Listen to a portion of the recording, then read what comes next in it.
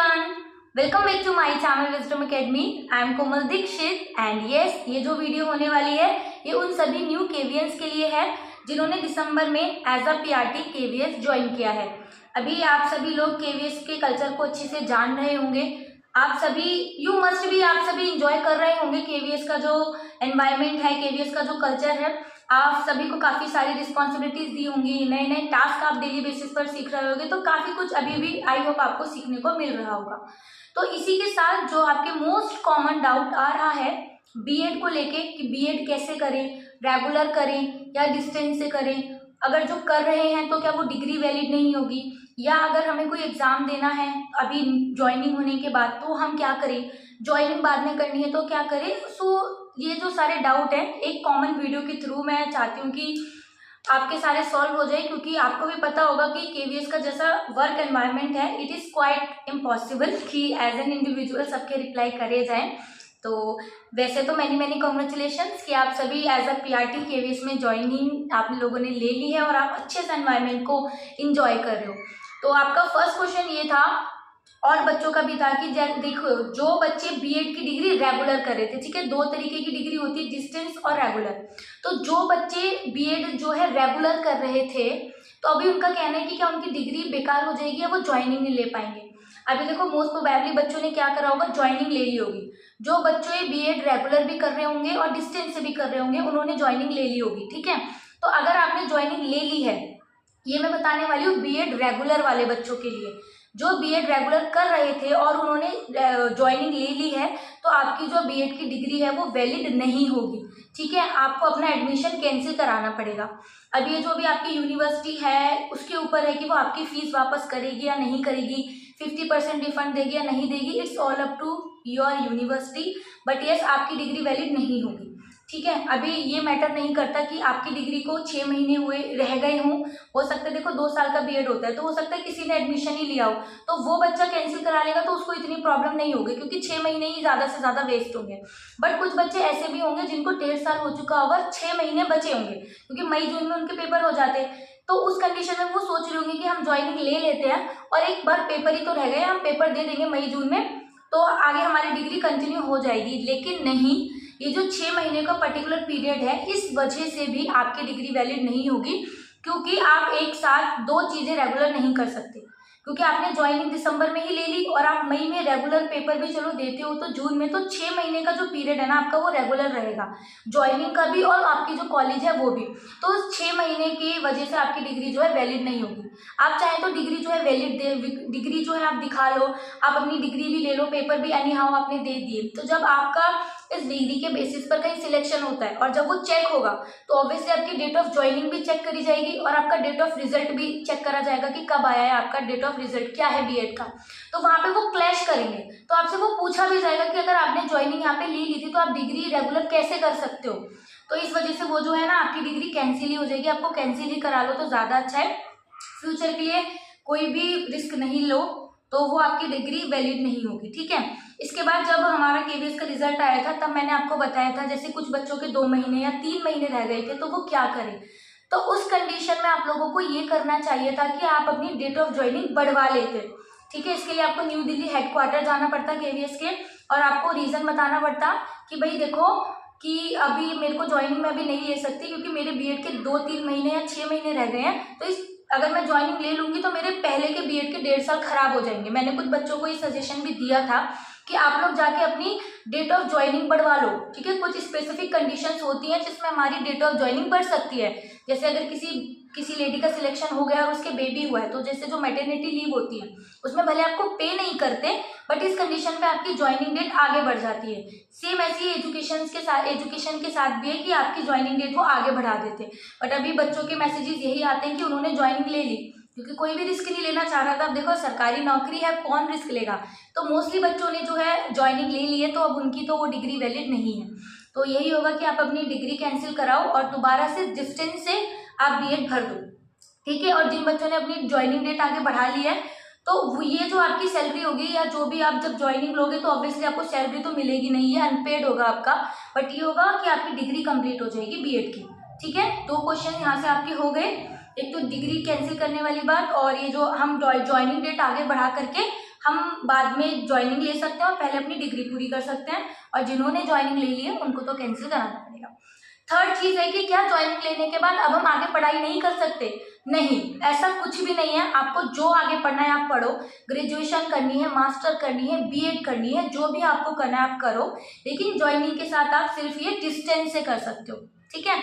आप ये डिस्टेंस से करो, और उसके लिए भी आपको परमिशन लेने की जरूरत होती है। आप परमिशन भी नहीं लेना चाहते आरओ से, तो आप एटलीस्ट क्या करो, जो आपके केंद्रीय विद्यालय के प्रिंसिपल हैं आप उनको इंटीमेट कर दो, आप उनको लेटर लिख के दे दो कि मैं ये प्राथमिक शिक्षक, मैं आगे जो है एमकॉम बीकॉम जो भी आपको करना है मैं इग्नू से कर रही हूँ। एडमिशन लेने के बाद इंटीमेट करना, अदरवाइज क्या पता परमिशन ना मिले। वैसे ऐसा नहीं है कि आपको परमिशन नहीं मिलती, सब अलाउ कर देते हैं, और जो आपका एप्लीकेशन या लेटर होता है वो आपकी सर्विस बुक में लग जाता है कि हाँ भाई इसने ज्वाइनिंग के बाद ये सारी डिग्रियां ली हैं, तो वो आपकी सर्विस बुक में जाना मस्ट है। इसलिए प्रिंसिपल को जरूर इन्फॉर्म करना। अगर आप छुपाओगे भी तो ऐसा कोई प्रॉब्लम नहीं आएगी, बट हाँ अगर मान लो आपका सिलेक्शन पीजीटी या टीजीटी में हो जाता है और जब आप छोड़ के जाओगे तो वहां पे थोड़ी सी 1 मंथ की प्रॉब्लम पड़ सकती है, क्योंकि आपने इन्फॉर्म नहीं किया था इस बेसिस पर, ठीक है। बट मैं आपको यही सजेस्ट करूंगी कि आप जो भी करने वाले हो, जितनी भी डिग्रियां आप लो ज्वाइनिंग के बाद, आप अपने प्रिंसिपल को जरूर इंटीमेट कर दो। और एक टेलीग्राम पर एक जो थे भुवनेश्वर से, जिनका मैसेज आया था कि उन्होंने बोला कि उनको आगे करना है, तो उनके प्रिंसिपल ने कहा कि हम आरओ से परमिशन लेंगे, और आरओ जब उनके प्रिंसिपल ने भेजा होगा तो उन्होंने बोला कि नहीं अभी परमिशन नहीं है, प्रोबेशन पीरियड चल रहा है, तो हम आपको आगे पढ़ने की नहीं देते, मतलब आपको परमिशन नहीं है, आप आगे नहीं पढ़ सकते, अभी नहीं पढ़ सकते प्रोबेशन पीरियड तक, आप उसके बाद पढ़ना। बट देखो हो सकता है वहां पे कुछ और कंडीशंस हो, बट ऐसा नहीं होता। प्रोबेशन पीरियड पे आपको कोई रोक नहीं सकता कि आप आगे मत पढ़ो, बट यस आपको इंटीमेट जरूर करना होता है। आपको अपने प्रिंसिपल को एटलीस्ट रिटर्न में जरूर लिख के देना होता है कि मैं आगे एमए एमकॉम बीकॉम करना चाहती हूँ, तो इसके लिए मुझे परमिशन दो। या अगर आपने एडमिशन ले लिया है तो आप बताओगे कि मैं इग्नू से एमकॉम, यहाँ से एमकॉम कर रही हूँ, बीकॉम कर रही हूँ, मेरा रोल नंबर ये है, तो इसको अपनी मेरी ज्वाइनिंग के साथ आगे कंटिन्यू करने की अनुमति प्रदान करें। किसी भी तरीके का कुछ भी लेटर हिंदी इंग्लिश में जिसमें आप कंफर्टेबल हो आप लिख के दो, आप उनको बता दो कि आप ये कर रहे हो, ठीक है। आपको कोई रोक नहीं सकता, और आपको ऐसे बोलेंगे भी तो आप थोड़ा सा बोलिए कि मुझे आगे करना है, पढ़ना है, तो आप अपनी जो एजुकेशन है आप उसको कंटिन्यू रखें। मैं कभी नहीं बोलूँगी कि आप एक जॉब लग गई तो उसको छोड़ दो, नहीं आप कंटिन्यू करो, बट हाँ आपको प्रिंसिपल को आरओ को ये सब आपको इन्फॉर्म तो करना पड़ेगा, ठीक है। आप सिर्फ प्रिंसिपल को इन्फॉर्म कर दो, उसके आगे प्रिंसिपल सर जो होंगे आपके स्कूल के सर या मैम, वो फिर उनका टास्क है कि आगे कैसे करना है, ठीक है। थर्ड इसके बाद ये चीज़ है कि क्या हम ज्वाइनिंग करते हुए, रेगुलर करते हुए ज्वाइनिंग के स्कूल के साथ क्या हम रेगुलर कोर्स कर सकते हैं? तो देखिए आप वो भी कर सकते हैं, लेकिन उसके लिए आपको क्या करना पड़ेगा, आपको ही जो ज्वाइनिंग है, मतलब जो आपका स्कूल है, जो आप एज अ टीचर हो, उसके लिए आपको 2 साल की लीव मिल सकती है मैक्सिमम। ये एजुकेशनल लीव होती है, 2 साल की एजुकेशनल लीव मिल सकती है, लेकिन ये अनपेड होती है। ऐसा नहीं होगा कि आप 2 साल की छुट्टी ले लो और आपको 2 साल की सैलरी भी मिलेगी, नहीं। एजुकेशन लीव मिलेगी आपको, 2 साल की मिलेगी, बट वो अनपेड होगी। तो आप लिख सकते हैं कि मैं 2 साल के बाद स्कूल ज्वाइन करूंगी, मुझे एजुकेशनल लीव चाहिए। मान लीजिए आप रेगुलर कोर्स करना चाहते हो सकता है आपने ऐसे कोर्स में एडमिशन लिया हो जो रेगुलर ही होता हो, तो इस कंडीशन में आपको एजुकेशनल लीव मिल सकती है। बट बहुत सारे केवीएस आपको प्रोबेशन पीरियड पर ये एजुकेशनल लीव प्रोवाइड नहीं कराते। जब आपका प्रोबेशन पीरियड कंप्लीट हो जाएगा तब तो आप 100% इस एजुकेशनल लीव के लिए आप कर सकते हो, आपको मिलेगी आपको, बट उससे पहले शायद आपको इसको लेने में प्रॉब्लम है। तो सबसे अच्छा यही है कि आप अपनी जॉब के साथ साथ आप डिस्टेंस से कंटिन्यू स्टडी करिए, ठीक है। अब fifth and most important things, जो अब हमें एग्जाम देने होती हैं, जैसे बहुत सारे बच्चे अभी भी DSSB में जाना चाहते होंगे और आप मस्ट भी एग्जाम दोगे, ठीक है, और आपको एग्जाम देने हैं। तो अभी सबको क्या लगता है कि हम अपने प्रिंसिपल सर को ना बताएं, हम अपने स्कूल को ना बताएं कि हम आगे तैयारी कर रहे हैं या हम एग्जाम देना चाहते हैं। तो देखो ऐसा मत करना, आप छुपा सकते हो नो डाउट। अगर आप कोई कंपटीशन वाले एग्जाम दे रहे हो, भले आप UPSC दे रहे हो, आप BPSC दे रहे हो, आप UPPSC दे रहे हो, जो आपको मर्जी आप देने और आप छुपा लो, तो जब आप छोड़ के जाओगे ना तो उस कंडीशन में आपको थोड़ी सी प्रॉब्लम फेस करनी पड़ती है। अदरवाइज अगर आप ये चीज भी पहले से बता दोगे ना तो आपकी वो प्रॉब्लम भी सॉल्व हो जाएगी। तो आपको करना क्या है, आप जैसे कोई भी एग्जाम दे रहे हो फॉर्म पहले भर लेना, ठीक है। वैसे तो फॉर्म वगैरह भरने से पहले ये चीजें बताई जाती हैं, बट एक बार आप फॉर्म वगैरह भर देना, ठीक है।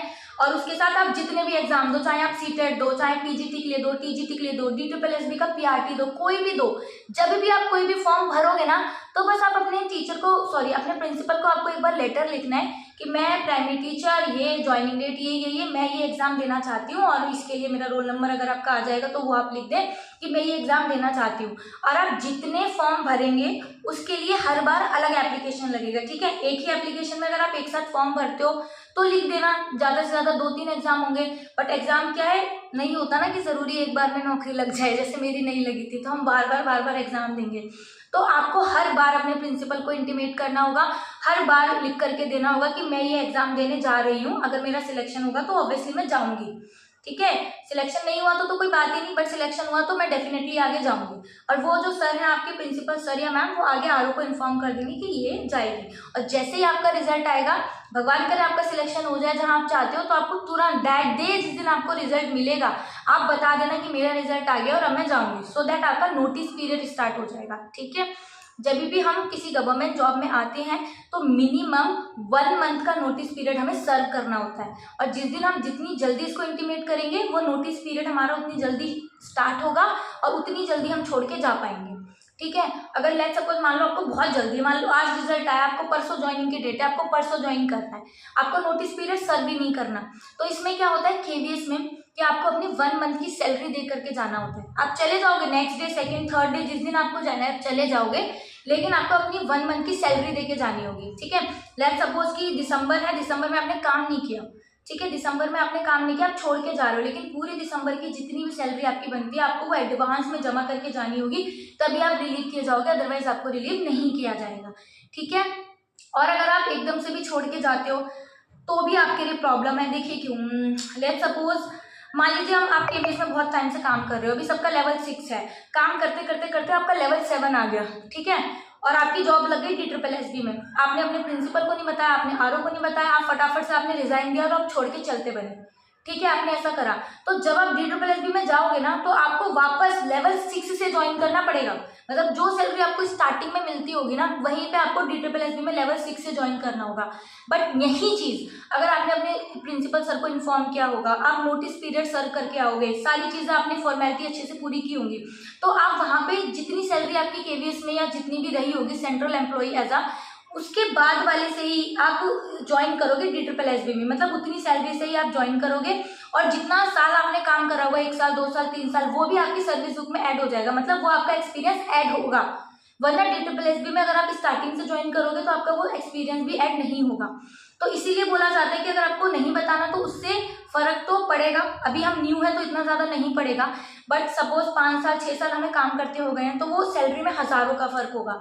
सेकेंड चीज, वो हमारे करियर के जो हमारे वर्क ऑफ एक्सपीरियंस है वो भी कम कर देता है। तो इससे अच्छा यही है कि जो भी स्टेप करो, जो भी आप करो, सारी चीजें अपने प्रिंसिपल को बताओ, उनको इंटीमेट करो और एक एक फॉर्म करके ना सारे आपकी सर्विस बुक में ही ऐड होंगे। जब आप देखोगे ना बहुत सालों के बाद इतनी मोटी आपकी सर्विस बुक हो जाएगी, उसमें जितने भी कोर्स डिग्री आपने सब करा होगा, कभी किसी चीज के लिए एप्लीकेशन दिया होगा, वो सब आपकी सर्विस बुक में हो, ठीक है। अब मेरे अकॉर्डिंग जो टेलीग्राम पर मैंने जितने भी मैसेजेस पढ़े थे या इंस्टाग्राम पर, ये कुछ कॉमन चीजें थी जो एज अ न्यू केवीएन सब पूछ रहे थे।